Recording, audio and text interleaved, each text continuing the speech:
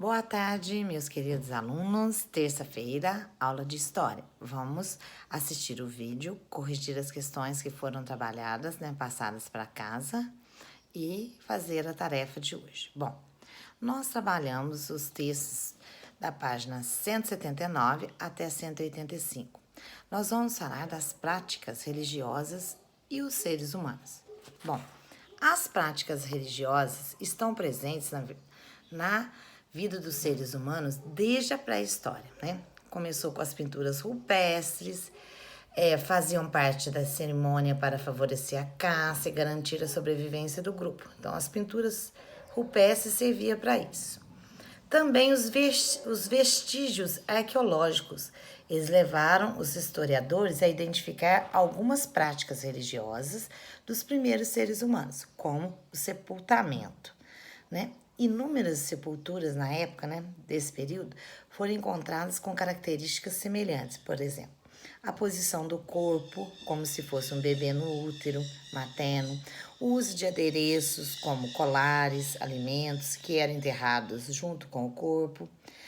Além da pintura rupestre, foram encontradas grutas com pinturas representando danças e estátuas femininas que indicavam, no caso, que indicavam a existência de cerimônias e cultos religiosos.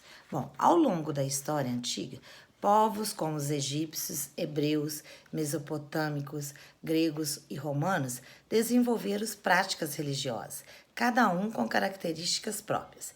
Essas práticas estavam relacionadas com a política, a arte, a ciência ou o mundo do trabalho e influenciavam a maneira como os governos tomavam decisões ou como as pessoas agiam, certo? Aí na página 182, nós temos algumas perguntas que vocês vão verificar as respostas ou completar se caso estiver faltando. Bom, explique como fósseis e antigos vestígios humanos encontrados pelos pesquisadores podem auxiliar na compreensão sobre a religião na pré-história. Bom,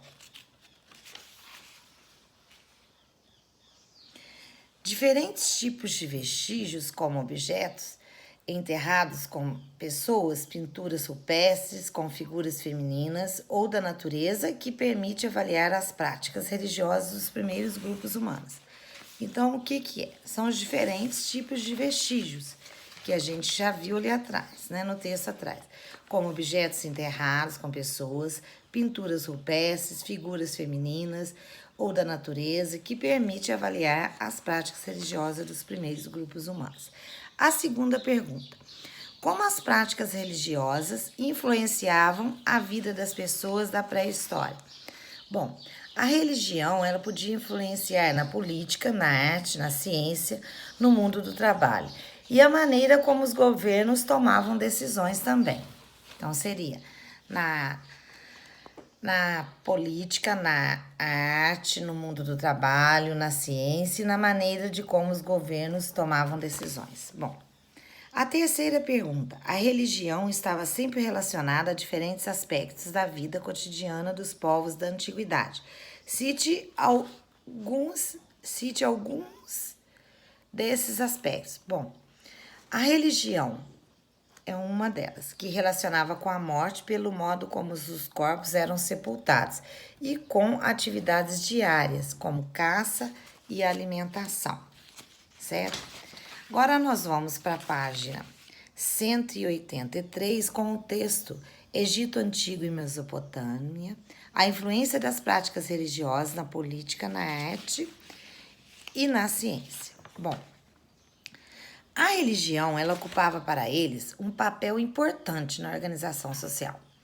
A relação entre religião e política pode ser observada no Egito Antigo e na Mesopotâmia, quando analisamos a função de seus governantes. Bom, o Egito possuía um governante, que era chamado de faraó.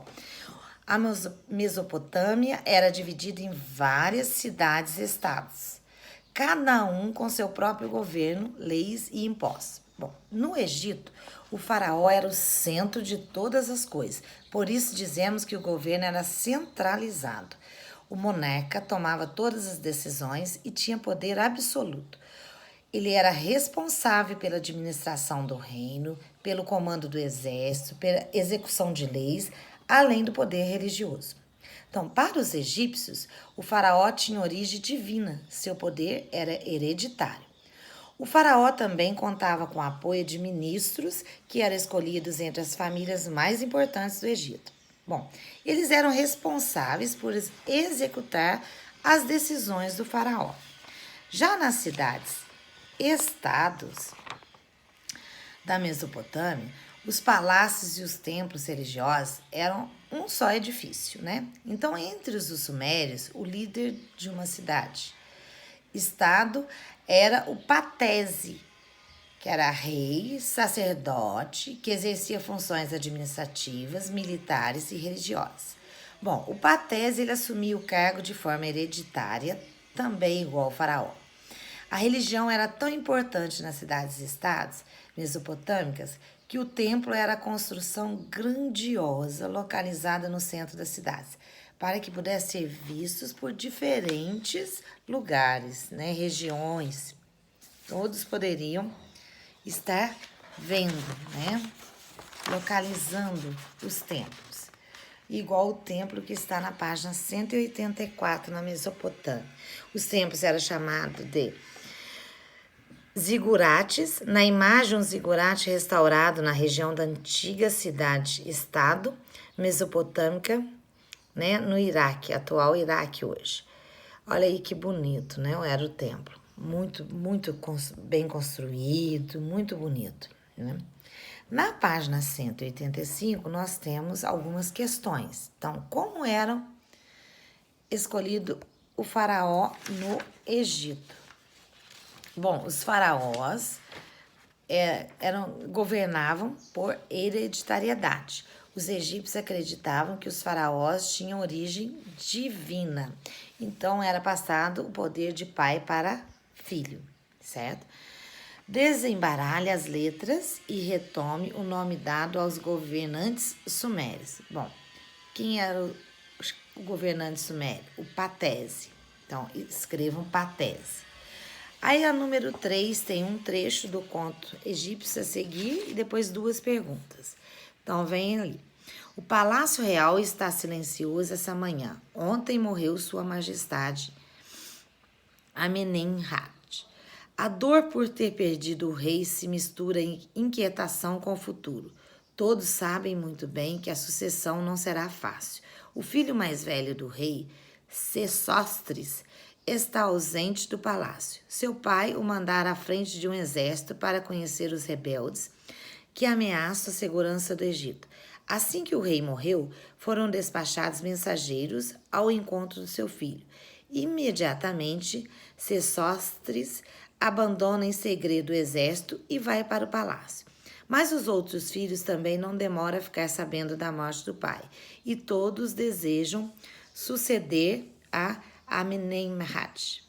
Então, identifique no texto uma característica do governo no Egito Antigo. Primeiro, é a questão de ser monarquia, né? O poder ficava centralizado na mão de uma pessoa, que era o rei.